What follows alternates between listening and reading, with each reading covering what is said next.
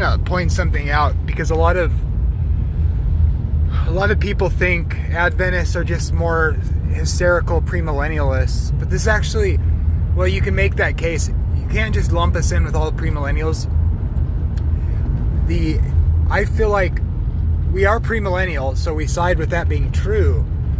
But is what really matters about that debate regarding Jesus' words is whether or not fates are decided when Jesus returns. That should be one of the more important factors when considering eschatology, and is what most futurists who are premillennial and pre-trib rapture dispensationalists, the problem with their view that's similar, that Adventists aren't similar with, we don't believe, we like the post and post-millennialists agree that you have to be ready when Jesus shows up next.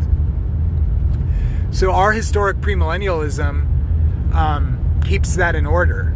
It doesn't confuse things by splitting up the church and Israel in the way, or the 70th week of Daniel, which is really what the main issue is. If you read history and commentators, Protestant and otherwise, they avoided the hysterical nature of Killianism, and for good reason in many cases. Just like Ellen White rebuked the hysterical people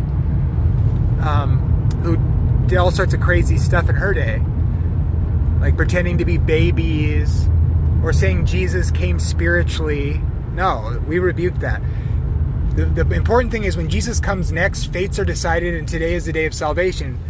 And but everybody kind of knows deep down in their heart that premillennialism seems right, but they dismiss it because of all the kookiness and bad doctrine from dispensationalism and futurism. In my opinion, is the real reason it's avoided. Adventism is the healthy middle that doesn't deny the obviousness of how the resurrection fits in with the saints and the language of that and the coming of Jesus. When Jesus next returns at the beginning of the millennium, fates have been decided. That's the main issue with the problem of the false doctrine of saying otherwise, not the fact that it's premillennialism. So get based and join me with the true historic faith of historic premillennialism. Otherwise, you're not saved. Just kidding.